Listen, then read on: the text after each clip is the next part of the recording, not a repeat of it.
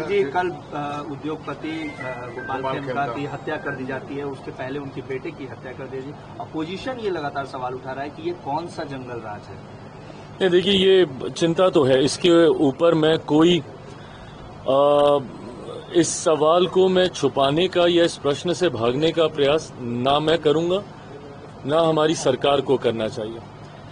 ये बहुत बड़ी चिंता का विषय है। अगर एक शहरी इलाके में इस तरीके से खुले आम इतनी बड़ी घटना को अंजाम दे दिया जाता है, जहां पे व्यवस्था सब अगल बगल है, थाना बगल में है, बड़े बड़े अधिकारी आसपास रहते हैं, अगर इतने पॉश इलाके में अगर इस तरीके की घटना घट रही है तो ये बहुत अत्यंत गंभीर विषय है।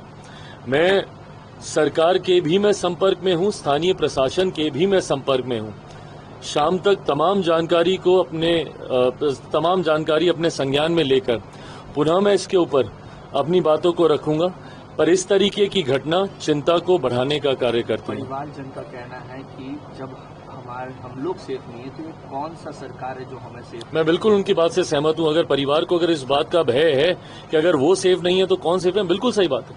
और वो भी एक ऐसा परिवार जिस परिवार के साथ ये घटना पहले घट चुकी है, उसके बावजूद उसी परिवार के साथ, तो क्या स्थानीय प्रशासन के द्वारा उस परिवार को सुरक्षा दी गई? भाई, अगर एक बार घटना घटी दोबारा घट सकती है। ऐसे में ये प्रशासन की जिम्मेदारी बनती थी।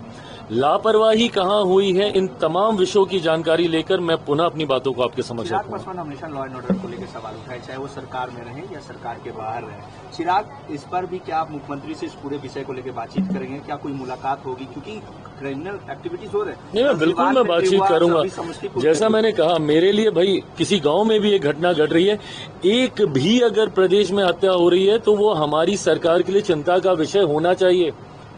आप आंख मूंद कर नहीं बैठ सकते हैं ऐसे विषयों को लेकर, आपके लिए ये चिंता का विषय होना चाहिए।